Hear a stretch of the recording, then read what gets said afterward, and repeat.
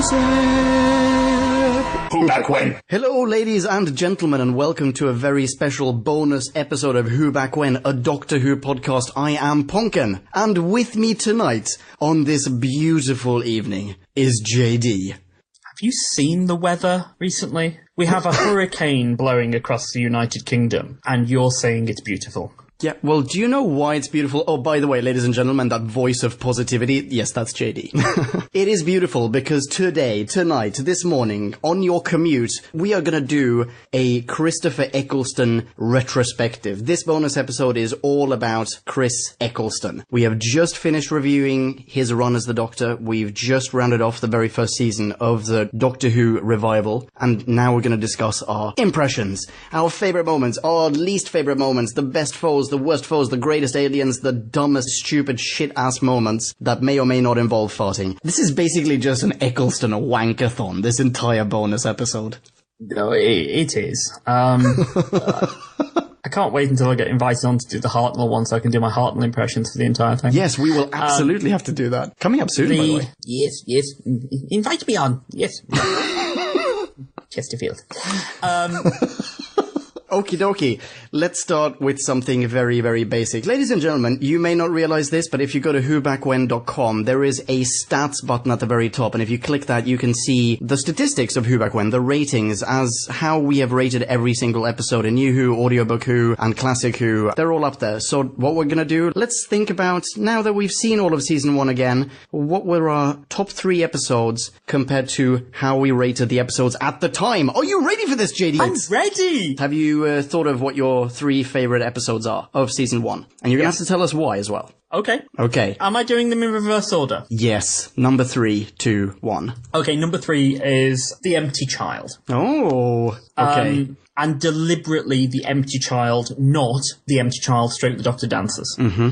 If I'm starting to do these as 2-parters, then they get a bit messy. So, Empty Child Part 1 is one of the most atmospheric episodes of Doctor Who, from a horror perspective, that you will ever manage to watch. It's got very good production values. It's got a great cast. At the time, you've got all of this, Are You My Mummy? And, you know, it's just so different from the things that have gone before it. Bear in mind, only 2 episodes before The Empty Child, you'd been watching The Long Game, and only 4 episodes before it, you'd had to suffer through World War III. You're very true.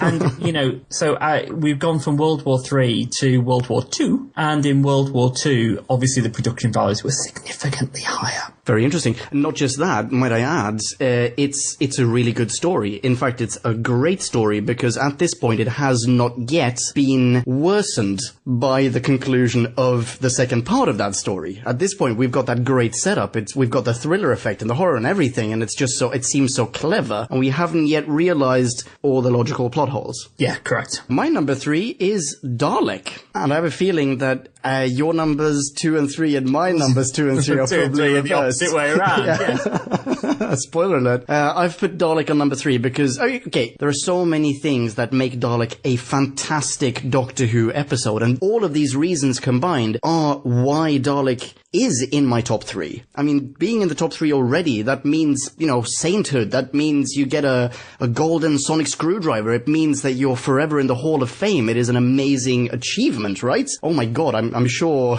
Russ and the Moff and everyone, they're just hoping and praying to be in my top 3.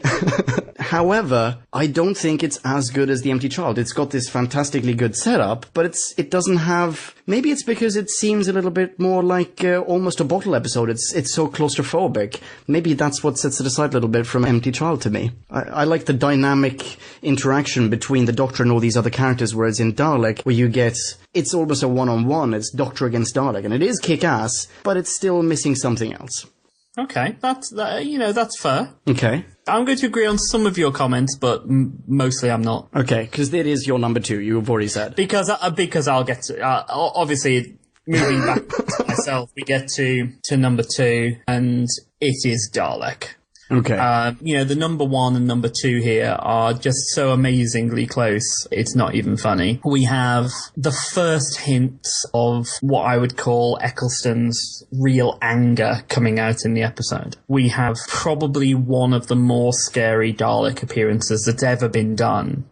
But oddly and ironically, at the same time, its most human appearance. Only at the end, Sure. and frankly, you can mostly ignore that, and I try to, because that's not the point of this episode. The point is Daleks are meant to be terrifying. Now, for someone like me who's lived through episodes such as Day of the Daleks, Destiny of the Daleks, you got a period in the sort of Pertwee and Baker or early Baker era, ignoring Genesis of the Daleks, where the Daleks just were not really scary. Okay. You could actually kill them by putting a piece of cloth over their eye stalk and pushing them into a lake. But what Dalek did was bring back that sort of fear factor, that sort of terror. Yeah, and I remember the two of us discussing when we reviewed Dalek that this brought back the notion of one single Dalek is enough. Like, essentially, you don't need an army of Daleks. If there's one Dalek, all of humanity, all of mankind, even if they're armed to the teeth, they're not going to beat it. We'll get to an episode later called Doomsday, and that will show 3 Daleks against an entire army of Cybermen. And you just know that the thousands upon thousands, maybe hundreds of thousands of Cybermen actually stand no chance. That's why this is my number 2. It's a great story. It's so amazingly acted by Eccleston that he manages to be so far above a 5.0 in this that it takes away the minus 17 that Adam brings with it. Interesting. Looking at the stats, I'm pretty sure I can guess what your number 1's going to be. But what's your number 2? We haven't discussed your number 2 yet. Oh, well, my number 2 is Empty Child. Why? Why? Okay, do you mean why is it better than Dalek, or why is it my number 2? Why is it better than Dalek? Okay, fine. So, it's difficult to say why it's better than Dalek, but I can tell you why I enjoy it more than Dalek. I think it has more of a sort of rewatchability factor for me than Dalek does. Empty Child has much of the same level of claustrophobia as Dalek. Dalek is set underground in a freaking bunker. Empty Child is set in London, but it's Blitz London, and limited to 3 or 4 locations, and there's very limited movement because you might get killed by Nazis, you might get killed by bombs, you might get killed by falling rubble, or you might get killed by a fucking child with a gas mask stuck to its face. It has zombies, awesome, no-brainer there, no pun intended.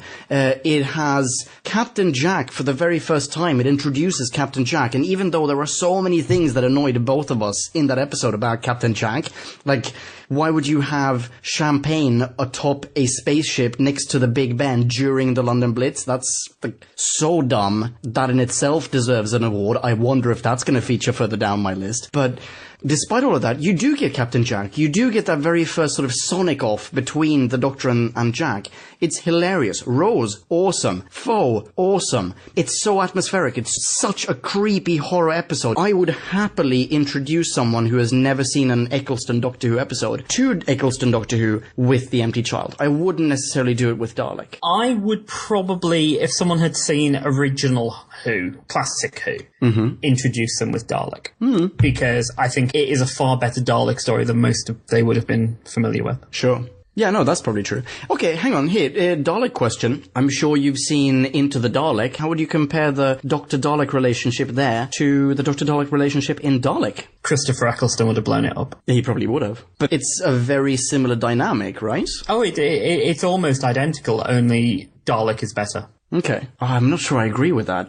You've also got Adam in Dalek. Adam is pretty shit. Yeah, but you've got Van Statten, and Van Statten is pretty shit. But you can manage to ignore Adam because the Eccleston Dalek stuff is so significantly better than anything else in the show, probably up until this point. Well, yeah, that's true, but it's also the 4th episode in the serial, right? 6th. Wait, 6th? What was the 4th one? Alien to London. Oh, shitballs, you're right. Okay, sorry. My bad. Sorry, ladies and gentlemen.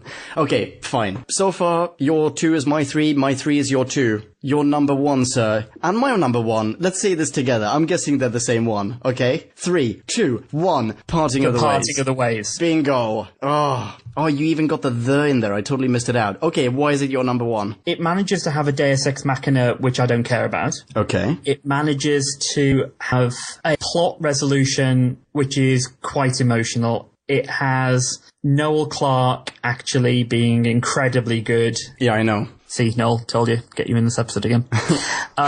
It has... I would add that, by the way. Sorry to cut you off there. I would add that to, like, my top most surprising moment in Doctor Who. The, like, oh, wait, hang on, what? Mickey Ricky isn't absolute garbage? Pretty surprising, I think. Jackie Tyler. Camille. Yes. Yeah, Jackie Tyler, Camille Kajuri is great in it. Eccleston's great. The Hologram, Emergency Program 1. Yeah, Princess Leia moments. Wait. Sorry. Gotta cut you off. Is that what it's called? Emergency Protocol 1? Yes. Dude, isn't that exactly what Captain Jack called his emergency protocol when he got a martini? Do you know what? I have no idea. Holy shit, ladies and gentlemen, we are going to live Google this. I think it is. Okay, hang on. Yeah, Emergency Protocol 1 is the TARDIS taking Rose home. Okay. Oh, and Jack Harkness 417. Emergency Protocol it's 417. Oh, thank you, Google, for crushing my dreams. Still, pretty good. Yep. So you have probably one of the better villains that you've had all season in the Emperor Dalek. Very true. He's probably still around here, actually. He lives in my hat. He won't go away. He's like one of these guests that just won't leave. Ever since you got him to record the Listener Minis intro for Parting of the Ways, did his ego just grow? He wants to stick around. He's like the ant that won't leave. Did he grow a seventh testicle on his forehead? I thought it was a mole. So ultimately, Parting of the Ways from start to finish is, in my opinion, absolutely superb. Yeah, and in mine as well. I mean, we both gave it 5.0 at the time. I say at the time, this was like, what, a week ago, 2 weeks ago that we reviewed it? But yeah, it's without a doubt the best Eccleston episode. The only thing out of my top 3 that I would change is I would probably downgrade Dalek to a 4.9 rather than a 5 if I was going back and redoing them now. Oh, that's very, very clever. I hadn't even considered what I'd give them now. So we both got that one as number 5. Now, the top 3 from Eccleston's era, according to the Doctor Who ratings guide. Now, this is a ratings guide done by fans. Okay. And it gives it, rather than which gives it a score out of 5, they give it a score out of 10. Okay. So this is an aggregate of round about 9,000 Doctor Who viewers. Okay.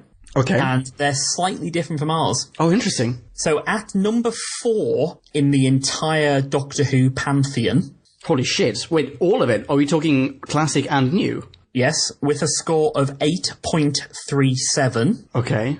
Is The Empty Child. Wow. Empty Child is the 4th best ever, according to people. Okay, interesting.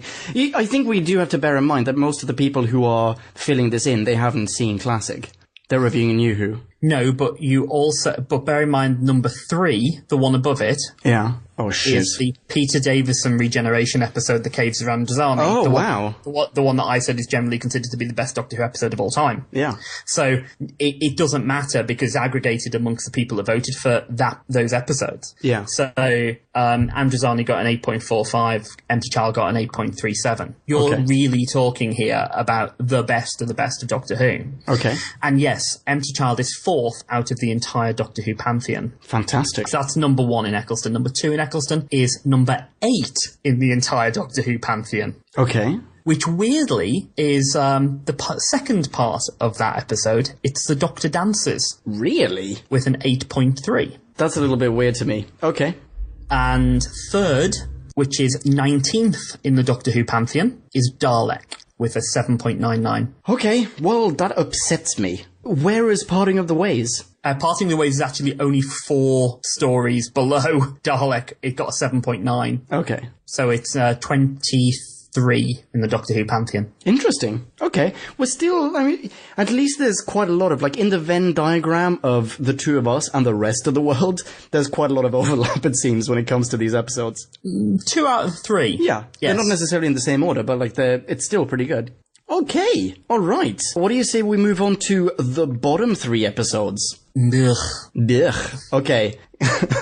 Okay, so... The 3rd worst. The third worst episode. Okay, let's say it together. Okay. I'm not sure we agree on it. No, we might not agree with it. Let's just say it together anyway. Okay. 3. Hold on, I'm still trying. Oh no! Don't make me do it without trying to figure out what it is. Okay, have you picked one? Have you picked one? You gotta pick one. I don't want to stress you, dude, but we're recording. People are waiting. We're going out live, by the way, ladies and gentlemen. Okay, I've got one. Yeah. Okay, the third worst episode in all of Eccleston's run as the Doctor is 3, 2, 1. Aliens of London. Town. Oh, wow. Really? That's the third worst one? Yeah. Okay. Explain yourself, sir. And I know, because when we did this, I voted, I scored Boomtown significantly lower than you do. I hate Boomtown. I think it is, from start to finish, could have been so much better. There is a scene in it which is so good that it shows up the rest of the episode, which is Annette Badland and Chris Eccleston in a restaurant having threats and dinner together. Yeah, dinner and bondage. And sadly, the episode is completely ruined by, in a way, the exact opposite of the Deus Ex Machina in Parting of the Ways. It is utterly ruined by taking the entire agency of character development and morality out of the hands of the time travelers and putting it in the hands of the TARDIS. Yeah. For that, I have to say it is my third favourite. Okay. All right. Third least favourite. Definitely not my third favourite. Okay. All right. Fair enough. I went with Aliens of London because it introduces the farting aliens. It is absolute nonsense. It is so unbelievable, so childish, so annoying, so many bad things. At the time, I'm looking at the list right now. I gave Aliens of London 2.2 at the time. You gave it 2.5. And Boomtown, by the way, I gave 2.9. I have no idea why I gave it 2.9. You gave it 1.5. Infinitely more appropriate, I think. It's got fun aliens. It's just dumb. Abysmal. Aliens of London seems to me like a children's episode gone wrong. It's made for children, but it contains so many things that are just completely inappropriate for children. And for that reason, I fucking hate it. So number 2 of your worst episodes. Are we going to do this one at the same time again? Okay. I have 2 at the same... I've got a tied second position for my number 2. I know that's not allowed. No, it's not allowed, so pick one. I gotta pick one. Okay. Go on, pick one now. You're doing the same... I'm doing the same to you as you did to me a minute ago. Pick one now. Okay, I've got it. 3, 2, 1. Boomtown. World War 3. That was the second one. That was the tie. Right, yeah, from my side, World War 3. It's the second part of Farting Aliens to London, and it's far worse. Okay. It has one redeemable feature. One. Okay. And Harry Jones, MP for Flydale North. Yeah, very true. It has no other redeeming features. You've just talked about Alien to London, and you've just, said that it's childish and it's a children's episode gone wrong. And that is the best description of World War III as well. The Slovene meant to be monsters for children. Great. Doctor Who is a children's program. Absolutely no problem. And I think aiming stuff at children to get them on board is great. But what this does do is it makes the children not intelligent. It's preaching to children as if they were about 5 or 10 years younger than they actually are. Yeah, that's what I'm saying, man. It's for 4 to 5 year olds rather than the 10 to 12, which was always really the demographics of Doctor Who in the old days. So ultimately, World War III is like Aliens London, but worse. I agree. And I'm not trying to sort of defend myself or anything, but I feel like whether you add World War III or Aliens of London in this case, they are 2 parts of the exact same story. They deserve to be on that list, in the bottom 3, both of them. I agree. Okay. So yours is Boomtown. Mine was Boomtown. Yes, essentially for the same reasons that you listed before. The Deus Ex Machina at the end makes absolutely no sense whatsoever, and I think, ladies and gentlemen, if you're not sure about what we're talking about here, then you should go back and listen to our Boomtown review, because, I'm still infuriated by that ending, the fucking blonde egg. I cannot believe that Eccleston didn't crack it open and make himself an omelette right then and there. And I am still. And I realize that maybe I'm slightly more pissed off about this than other people might be, but Jesus Christ, Mickey Ricky and his weird moral stance is so weird. His moral compass is so off in this episode.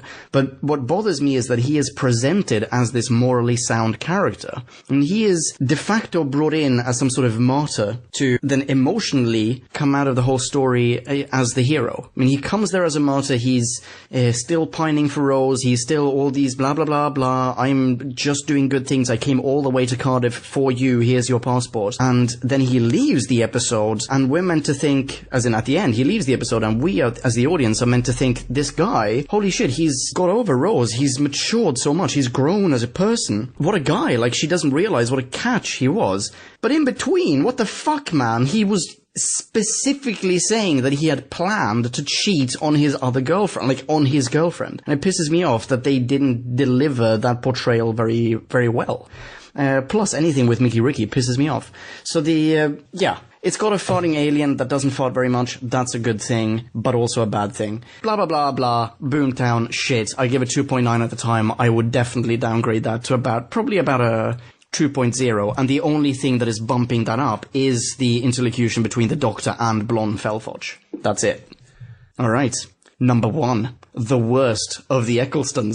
Are you ready for this? Oh, yeah. Okay, 3, 2, 1. The Long Game. The Long Game. Yes! Sweet Christmas, yes. Okay, go for it. Oh, Adam. Adam. Yes, Adam. And the dumbest ending ever. Should we move on to the next episode? Because, all it needs is the word Adam.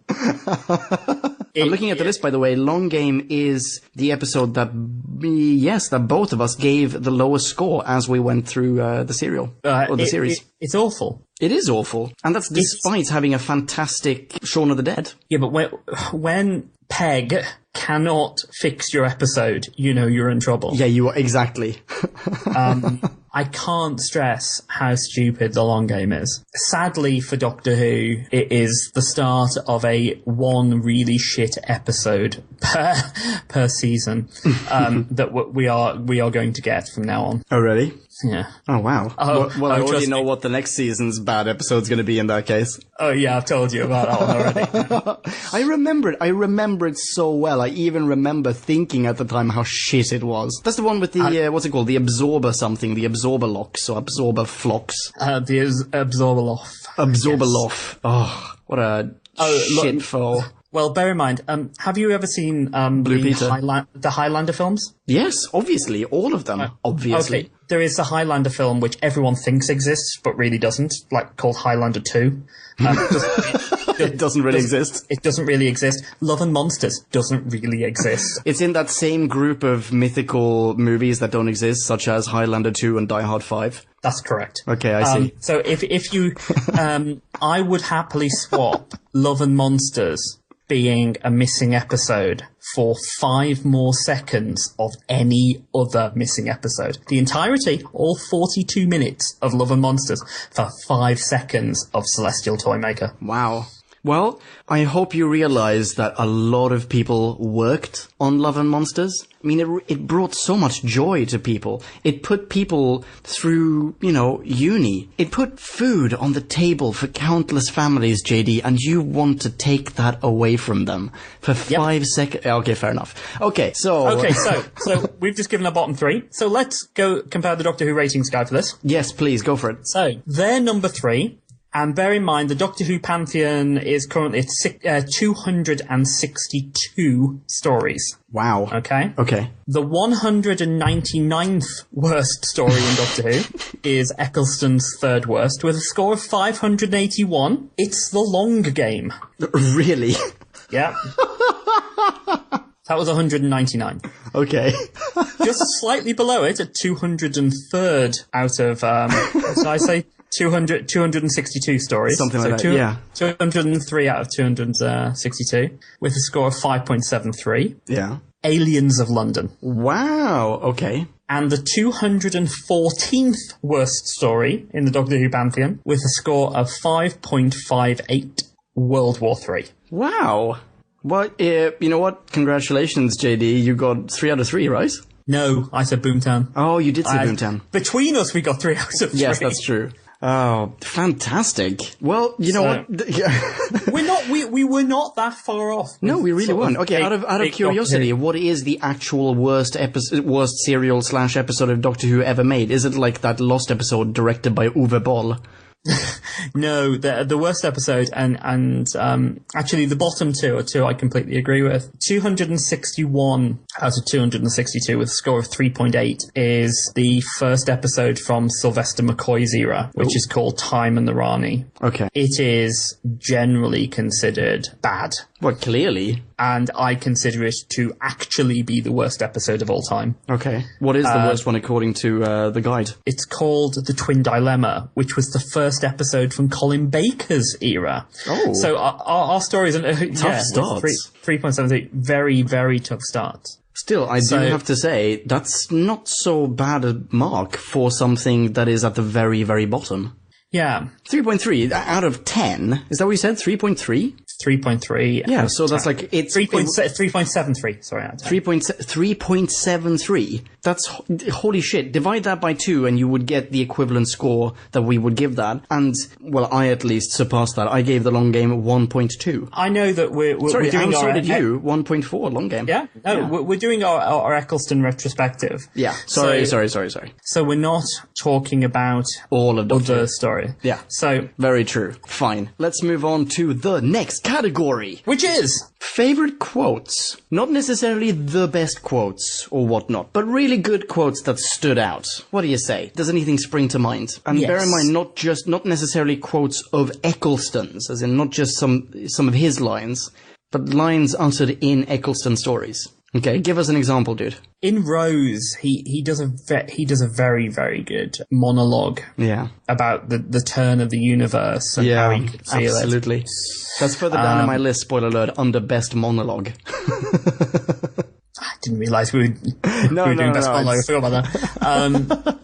You have that. You have, his real rage and fire against the Dalek in Dalek. And also from Dalek, weirdly enough, I like the Dalek's monologue. You would make a good Dalek. That's one of the lines that I've picked out. You would make a good Dalek. I think that's such an incredibly evocative line. I mean, these creatures who are the absolute worst thing imaginable in the universe, in all of time, and all of a sudden he has the potential to be one of them. I think that's just so telling of the nature of that episode. It's a fantastic line. I like everything ever spoken by the Dalek Emperor. You don't say. I think that he manages to actually not have a bad line in Parting of the Waves. I think maybe we have different themes in our favorite lines, by the way. I've gone for the emotional big speeches. What have you gone for? Yeah, well, there is a little bit of overlap. I mean, I've got You Would Make a Good Dalek, and I've got that. I've made a ref to that monologue of his in Rose. That entire monologue is fantastic. It's just incredibly well written, and it's such a good introduction to the character. It gives him a depth that I didn't, at the time anyway, remember ever associating with Doctor Who. But okay, in my defense, I was much younger when I had seen Doctor Who before. I also have, however... Don't drop the banana! Why not? Good source of potassium!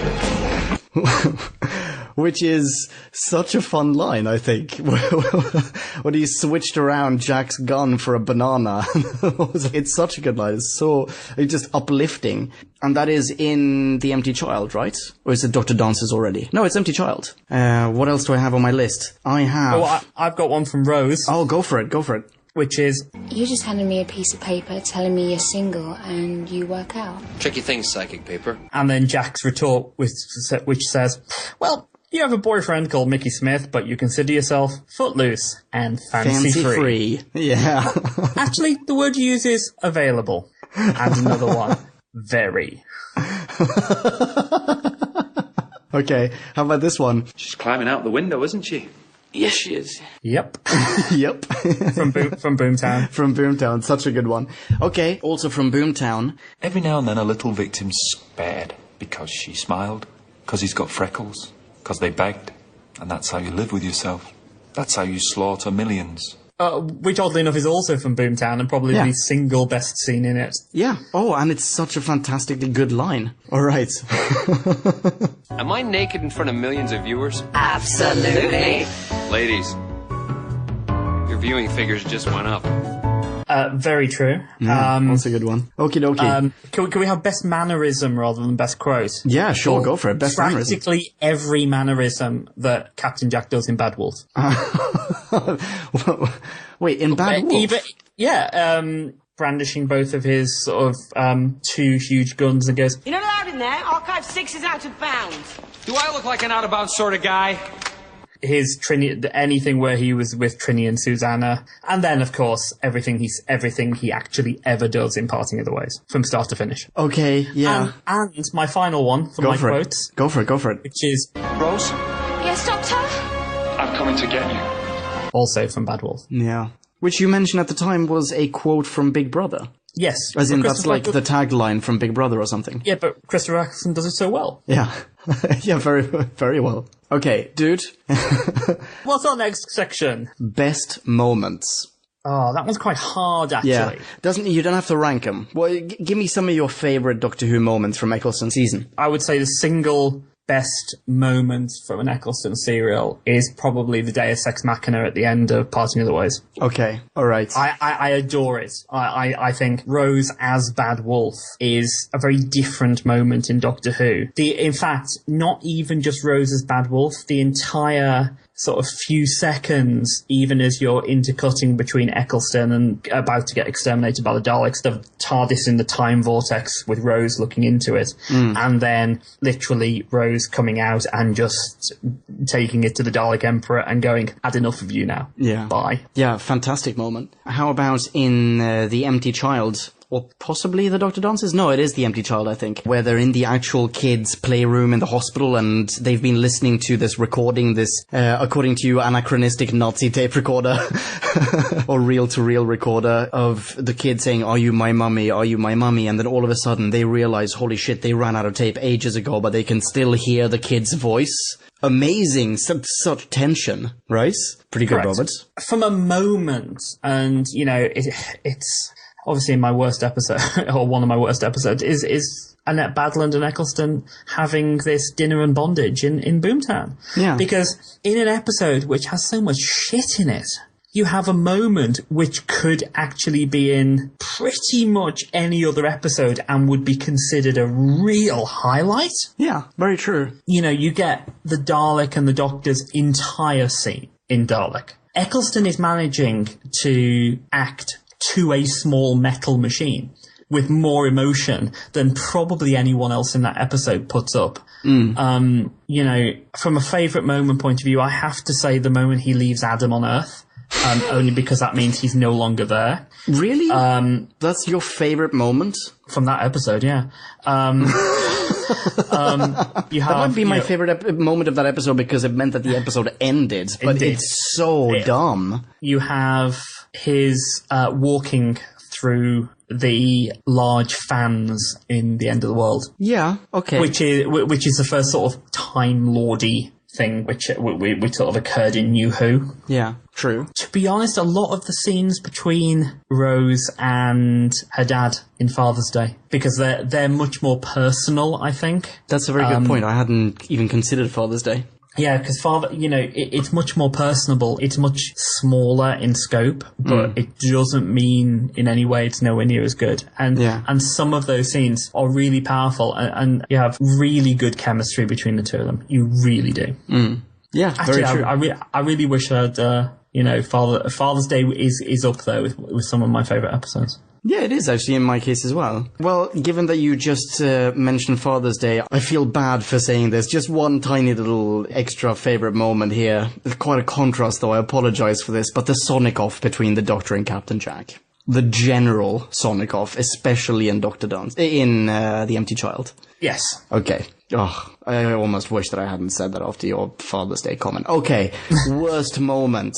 Rose Pick two. Rose, for no apparent reason, bringing Adam on board of the TARDIS at the end of the long game. Oh, that's a good one. Why is that not on my list? That is a very good one. Sorry, not at the end of long game, at the end of Dalek. Dalek, yeah, you're right. Yeah. Okay. Because that means he's in the long game. Exactly. And on the show, and an official companion and everything. Oh, fuck that guy. Okay, so that was one of my two. What's your first one? Okay, champagne on a spaceship during the Blitz. next to a lit up Big Ben, whilst there are actual Nazi planes flying around trying to look for something to bomb. I completely disagree, because I think that I can bypass that entire problem by it being actually really, really atmospheric.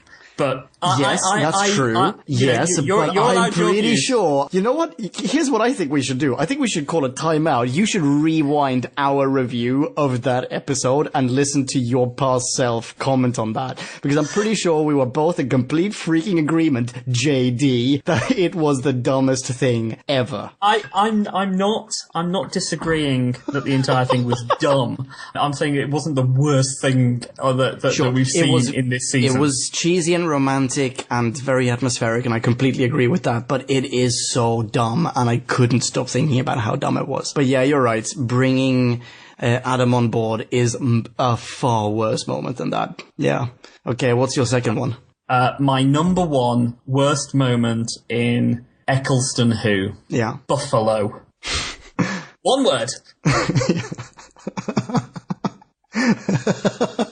I have a joint first one. Actually, I haven't ranked these in any way, but I've got two next to each other. And they are group farting in Aliens of London. Oh God, why? Why are you collectively farting and smiling and everything? And Ricky hacking unit. Yes, Buffalo. Yeah, and you know what? Basically. If you had asked me now, I would have misremembered it again. I would have gone Bulldog. But yes, Buffalo. So dumb. So incredibly dumb. I have no words Really for that. Okay, let's move on to something better. Best foe. Give me two. Give me the two best foes in Eccleston Who. Ooh. Okay, in reverse order. Okay.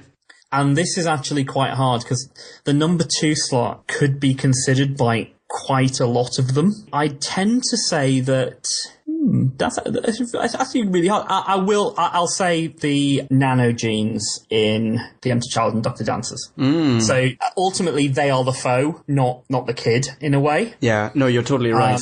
So I'd say that was my number 2. And my number 1... I know exactly what you're going to say. Of course it is. It's the Dalek in Dalek, isn't it? No.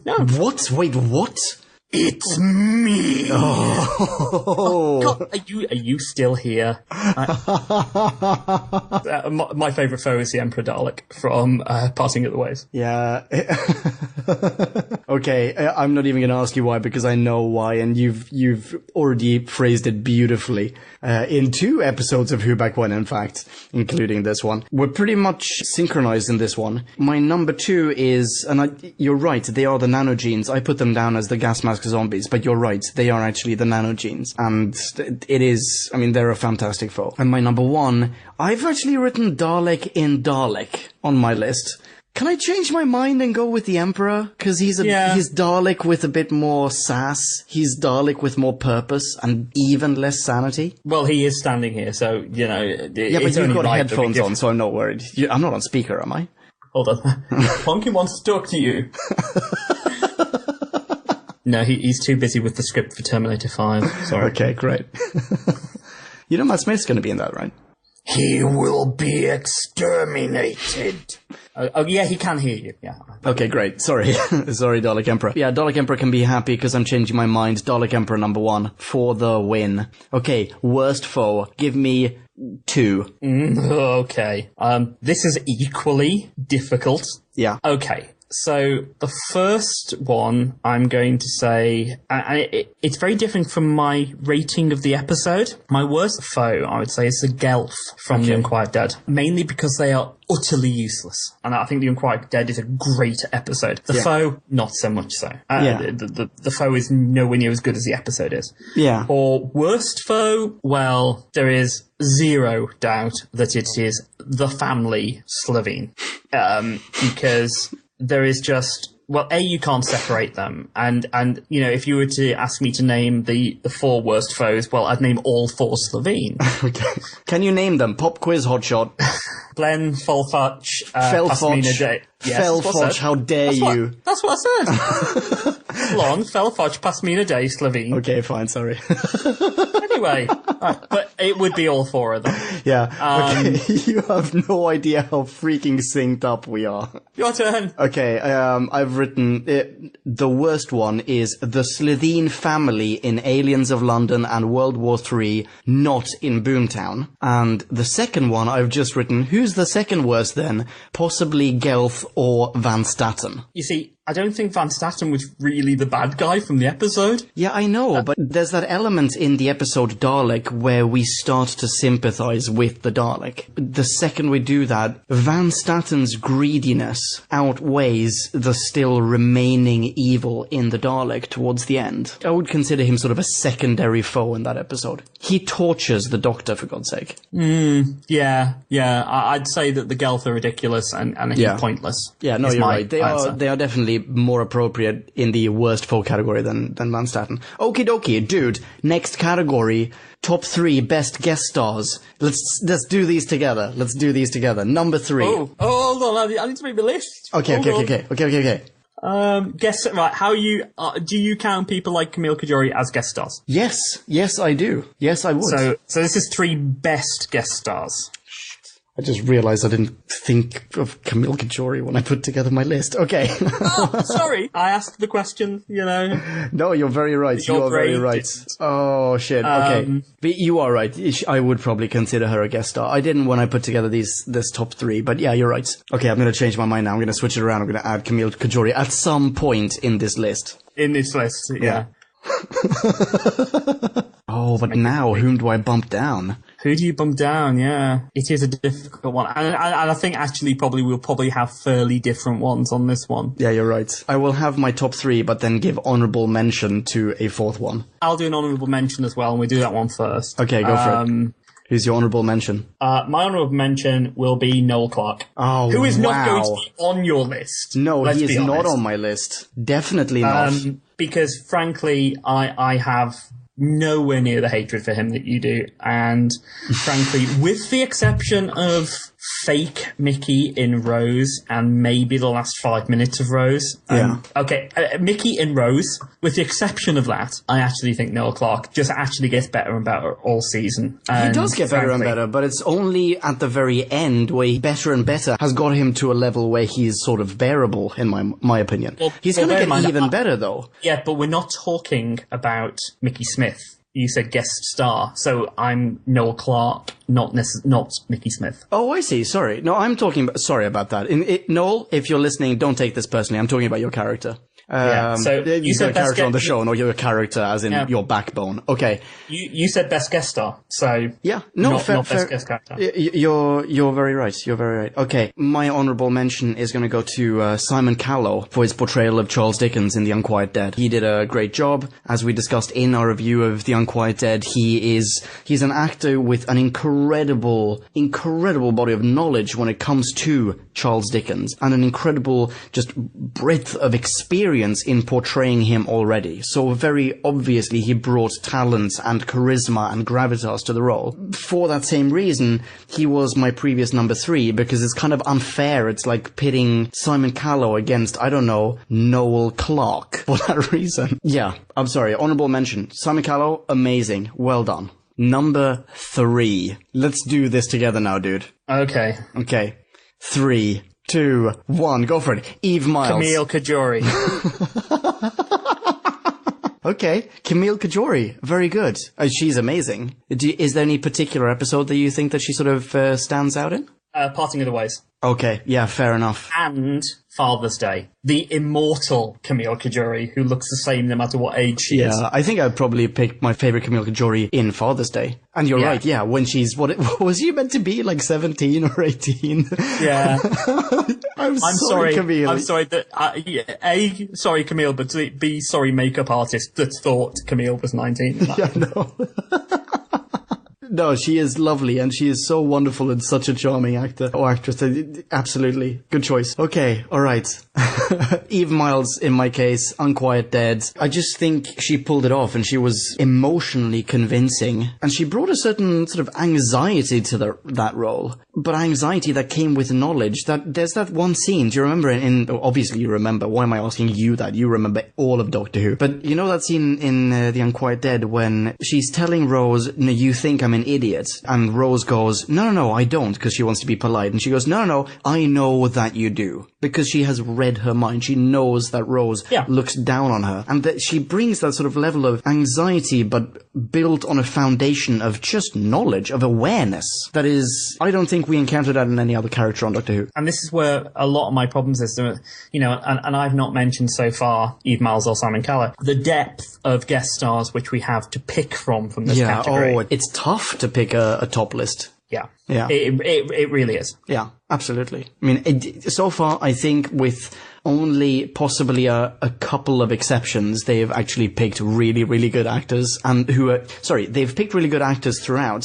but they've picked, for some reason, they haven't been able to squeeze the right performance out of these actors on a couple of occasions. Yeah. Number 2.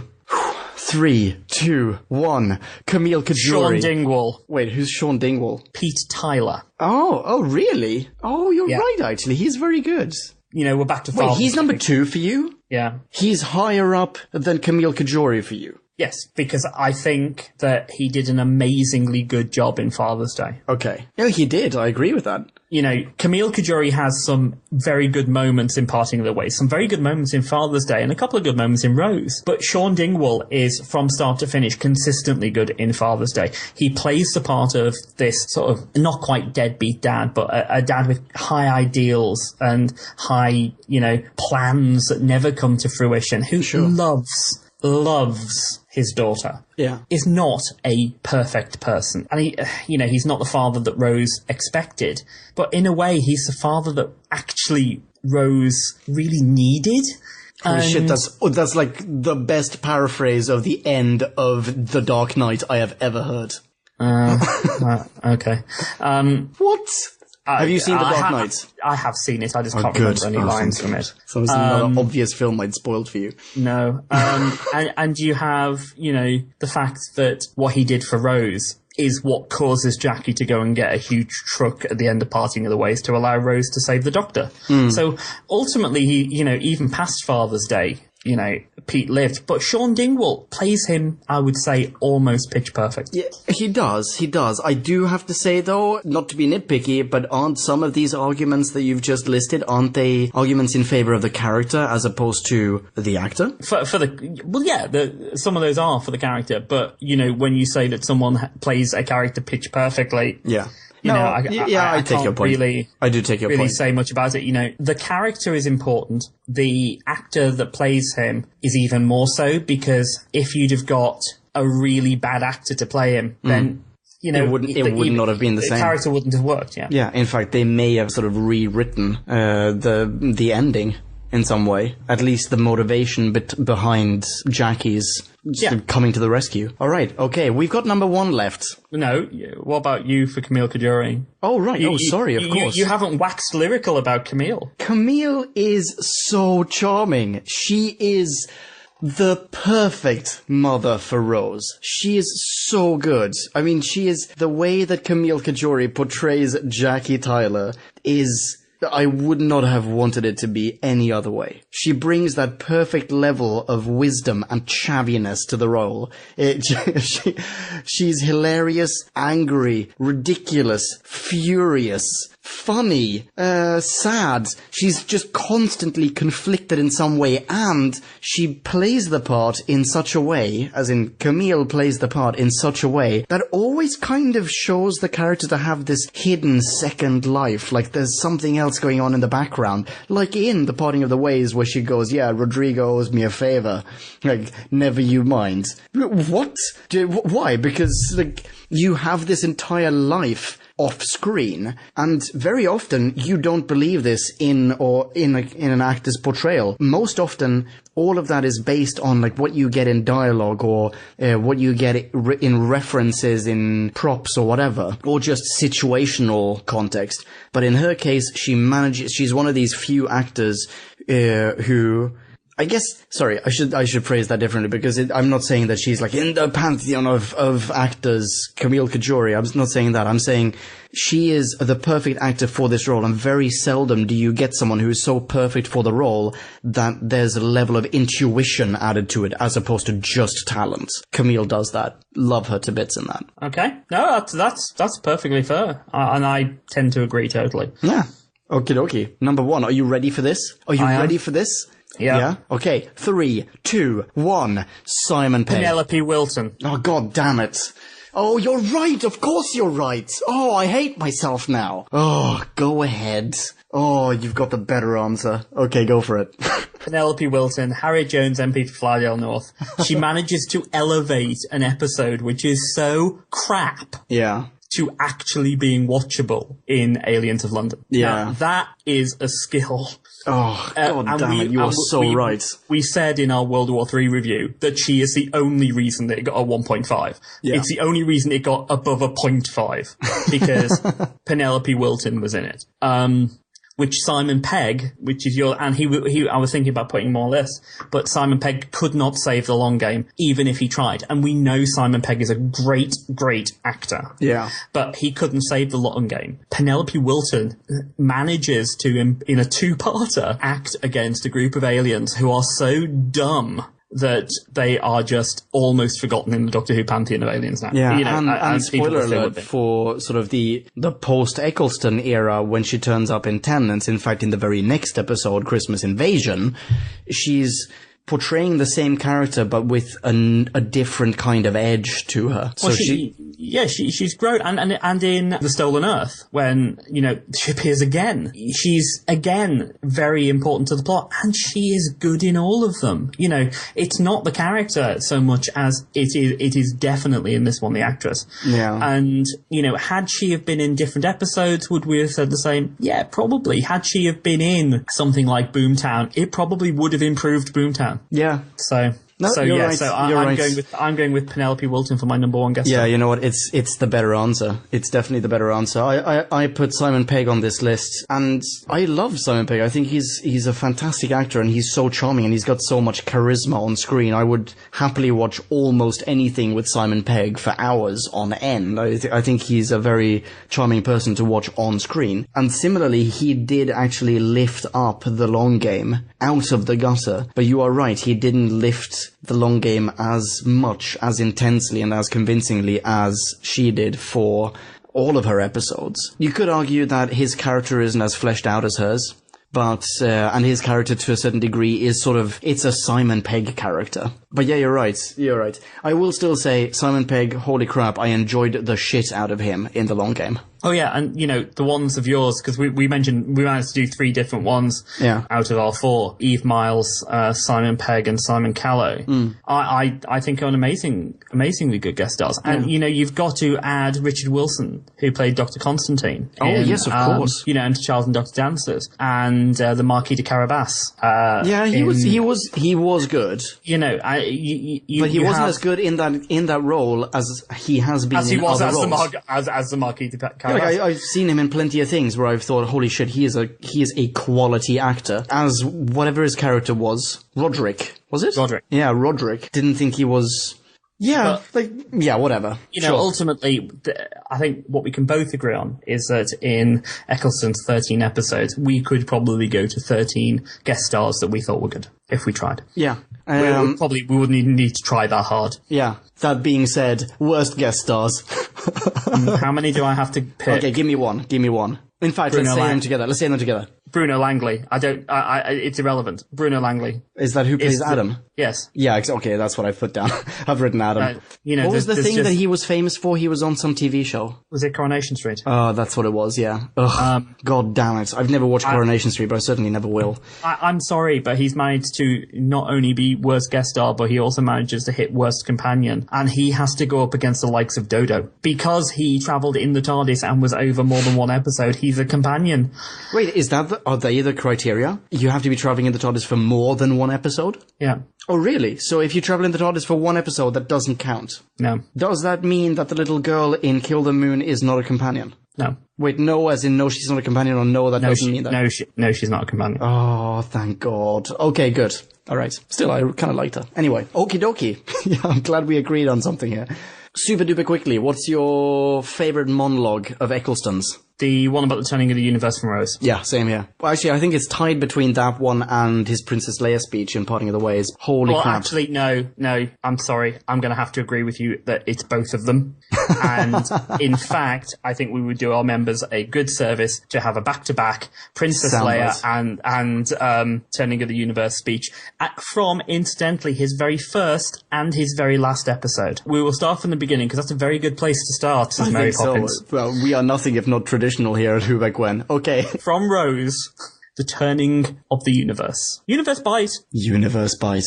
The ground beneath our feet is spinning at 1,000 miles an hour, and the entire planet is hurtling round the sun at 67,000 miles an hour, and I can feel it. We're falling through space, you and me. That's absolutely beautiful. From his last episode. Yeah. Emergency Protocol 1. AKA the Princess Leia speech. Bagel bite. Bagel bite. Let the TARDIS die. Just let this old box gather dust. No one can open it, no one will even notice it. Let it become a strange little thing standing on a street corner. And over the years, the world will move on and the box will be buried. And if you want to remember me, then you can do one thing. That's all. One thing. Have a good life. Again, so beautiful, so emotional, so evocative. Oh, he is a spectacular actor. Okie dokie. Quick fire round, Dude Meister. Okay. First thing that pops into your brain, okay? Okay. Sexiest alien. Jabe from End of the World. Is that the Forest of Cheam chick? Yes. Exactly what I've put in. Well, I've said the chick from the Forest of Cheam. Okay, nice one. Hold on. Why is a gay guy coming up with the sexiest alien being a tree from End of the World? That's wrong. I should be picking Adam or something. Captain Jack! Is he an alien? Can I pick him? Is he an alien? No, he's not Is he an alien? Yes, he is. We find out he's definitely an alien. He's not from Earth. When do we find that out? In Torchwood. Okay, I had forgotten about that. But either way, I picked Jabe in this quick fire round for no apparent reason. But yes, she is. Yeah. No, she is very hot. Okie dokie. Least bonable alien. Adam. Oh wow, really? He's not an alien, but it's Adam. Well, he's an alien to someone. My brain just wants to say Adam, but I'm actually going to say Margaret Slavine. Okay, yeah, I've put the Raxacoricos. Yeah. Least bonable human. Adam. Okay. Wow, interesting. I've put, perhaps just for logistical reasons, the very last human. What's her name? The flat chick. Cassandra. Yeah, Cassandra. Okay, Doc's dumbest moment. Bringing Adam on board the TARDIS. Oh, wow. I've put leaving Adam with a plug hole in his head. Funniest moment. That one's in fact very... actually, the funniest moment is probably Dinner and Bondage. Oh, that's a good one. Mainly due to the fact that, again, you have two amazing actors doing it. And it doesn't have to be funny, but it is. And they managed to make it. Yeah. If you, on the other hand, mean funny as in really not good funny. Yeah, how about that? That's more in line with what I've written down. Mickey cork in the forehead as an Auton from Rose. Oh, God, that's so bad. Is that funny? Oh, that pisses me off so much. That's so dumb. It's funny, not in a good way. Oh, you're right. It's really not in a good way. Thank you, JD. I'd somehow managed to repress that memory. I've written, it should have been an outtake. It's a blooper that they kept in. It's when the Undertaker in The Unquiet Dead straight up Han Solo's Rose's boob. As he's putting her in, or like in the back of his cart or whatever it is. That's the end of my list. Now, you started off really disliking Eccleston. Yeah. And over the past, I was going to say 13 weeks, but obviously it's not been 13 weeks. It's been significantly more that we've been doing this. Yeah. You've had to sort of watch and listen for, a variety of Doctor Who things. Oh no, you're going to quiz me in some way, aren't you? What do you want me to pronounce? As if I would quiz you on things. So anyway, Doctor Who quiz time. Okay, hit me. Right, I'll give you 10 questions. Oh, 10 questions? Are you serious? I haven't prepared any questions for you. I'm sorry, man. Well, yeah, but I'd probably get them right. Oh, wow. Who's freaking cocky today? It's been a long day. Yeah, you deserve it. Treat yourself a little bit. Okay. Okay, quiz me. I'm ready. I was born ready. Famous last words. That's true. Okay, so what was the name of the character played by Simon Pegg in The Long Game? The Editor. Correct. Okay. Oof. All right. So far, so good. Yeah, that's first. Thanks. Who does Zoe Wanamaker provide the voice for? I'm struggling to think of who Zoe Wanamaker is. Hang on. Do not say anything. Cassandra. Correct. Oh, sweet. Okay, cool. Full disclosure, the only female character who's not actually portrayed by a human being on screen that I could think of.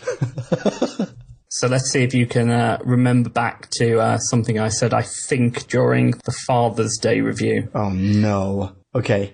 True or false? The BBC owns the copyrights on the police box design. True. Correct. even though the Metropolitan Police brought a lawsuit against them, it's now known more for Doctor Who than it is for the actual police. Yeah. Which is ridiculous, by the way. How fast does the planet Earth hurtle around the sun in the 9th Doctor's monologue from Rose? What? Are you serious? What? Did you not listen to our soundbite a minute ago? A freaking physics question? A freaking astronomy question? Hang on, wait. Hold on. You've got everyone right so far. So okay, in my head, I am singing the Monty Python Galaxy song. Just remember that you're sitting on a planet that's revolving, moving at 900 miles an hour. Oh, crap. Oh, I don't know, man. I don't know. 67,000. Oh, dag nabbit. Okay. So when Rose goes to meet Clive in the episode Rose, yeah, she finds that the Doctor was present at 3 moments in history. Okay. Which the sinking of the Titanic. Yes. Oh, no. You're going to name the easiest ones. Okay. And? The assassination of John F. Kennedy. God damn you. Okay. And what was the third? I want to say it was a volcanic eruption. No, it was shortly before a volcanic eruption somewhere. Right? Wait. I'll give you that one. It was the eruption of Krakatoa. Krakatoa. That's what I would never remember the name of it. I'll give you that one. You're a 4 out of 5. You're not doing too bad. You're halfway there. I feel like I kind of got a pity point there a little bit, but okay, yeah, right. Time out. You know, by the way, that when we do the next Doctor retrospective, I'm going to quiz the shit out of you. Which of these is the odd one out? Oh, God. Okay. Soft Cell's Tainted Love, Britney Spears' Toxic, and Rick Astley's Never Gonna Give You Up. Okay, I'm wondering now if the one that's the odd one out is the only one that's appeared in Doctor Who, or if the odd one out is the only one that hasn't appeared on Doctor Who. Britney Spears' Toxic certainly has, in End of the World, N002.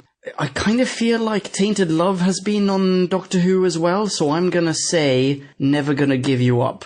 You've got the right answer, but completely the wrong reason. Oh, shit. Okay. What is but you did get the right answer. Both Soft Cell's Tainted Love and Britney Spears' Toxic appeared in The End of the World. Okay. Oh, there you go. And Rick Astley's Never Gonna Give You Up was the odd one out because that appeared in Father's Day instead. Oh, nice one. Well done. Okay. I did not remember that. Okay. Who was the editor's boss in The Long Game? Oh, crap. Okay, wait. Oh, it's one of those weird ones. It starts with the. It's the... Hang on, give me a second. The something of something. The Great Jagrafess of... Oh, I can't remember whatever the end was. The Great Jagrafess of... Oh, I'm not going to remember it. Okay. The mighty Jagrafest of the Holy Hadrojassic Maxaradinfo. Oh, yeah, I would not have remembered that. 5 out of 7. Only 3 more questions. You can't wait for my Hartnell questions, can you? Hope you're enjoying this, ladies and gentlemen. Okay, yeah, go for it. Yeah, I cannot wait to quiz you on Hartnell. Should be hilarious. What was strange about Captain Jack's spaceship the first time he met Rose? What was strange about Captain Jack's spaceship? Do you mean that it was invisible? Yes. Ah, okay, good. Ooh, yeah, alright, I'm pumped again. Okay. Finish this quote. Oh, Jesus. I'm cramp at quotes. Do you want to come with me? Because if you do, then I should warn you, you're going to see all sorts of things. Ghosts from the past, aliens from the future, the day the Earth died in a ball of fire. It won't be quiet, it won't be safe, and it won't be calm. But I tell you what it will be. Oh, wow. I feel like it's going to be one of 2 words. The 2 words at the top of my noggin right now are either fun or fantastic. I'm going to say... or possibly an adventure. It's going to be... I'm going to say fun. The trip of a lifetime. Oh, god damn it. So much more profound than what I thought. Okay, yeah. And your final question, and I've just realised I did give you the answer to this earlier. Oh, damn. Really? Okay. What is the name of the guy who runs the conspiracy theory website in Rose? Oh, it's Clive. Yes. Yeah. Clive... and his his weird conspiracy prostitute bang sheds. Clive, I wonder, Clive, if you hadn't been blasted in the face by an Auton, would you ever have learned how to use a bicycle? Oh, poor Clive. 7 out of 10. Oh, well, you know what? It could have been worse. Thank you for that. That was a nice surprise. When we get to Hartnell's retrospective bonus episode, you will not know what would hit you. You're going to ask me all questions from the gunfighters because I can't remember. No, that was awesome. That was a really, really good idea. Okay. Do you have any sort of parting words about Eccleston that you'd like to share? Yeah, I have 2. Okay. I think. You know, he's the second really shortest Doctor that we have. We don't really get to know him, but what we do have does contain 2 absolutely stellar episodes in Parting of the Ways and Dalek. And, you know, he's significantly better on a rewatch than most people remember. So if you haven't watched it, go and watch Dalek, and then, you know, bear in mind that you really need to watch Parting of the Way, so you have to therefore watch Bad Wolf. But, you know, never mind. But watch Dalek, ultimately. And my final parting word on Eccleston is, in his own words indeed, he was fantastic. Yeah. I completely agree with you, and I've said this on so many occasions during our, New Who reviews so far, and people who have listened to all of these reviews will already be sick and tired of hearing me say this, but when I saw Eccleston as the Doctor in the first place, I've told you are probably sick and tired of hearing this as well, but I didn't like him, I did not approve of him, and I've completely changed my mind, and I will happily, even now, I will happily go back and rewatch all of Eccleston again, and I will. I know that I will. He's such a good actor. And he had some really, really good stories. He had some really shit stories as well. Let's not forget that. But even in those, he was great.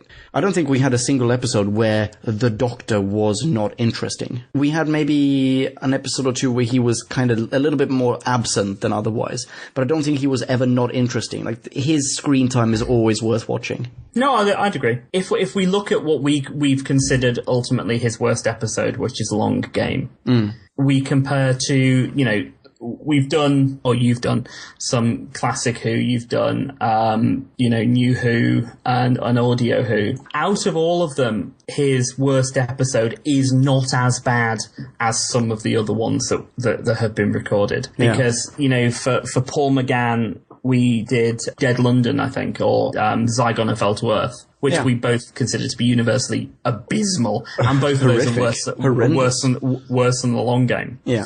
Very much so. While we're not bringing up Edge of Destruction right now, because this is Eccleston, and I will leave that one until Hartnell. Yeah. I really will leave Edge of Destruction until Hartnell. But you have one we can agree on, which is both Web Planet and Toymaker. Yeah. Which are far worse than The Long Game ever was. When we get to Tennant, we'll have Love and Monsters, which is how do you far worse than The Long Game is in The Long Game's Nightmares. Yeah. I was about to ask you, how do you feel about Galaxy 4? It's not great. That's it? It's not great? It's not great.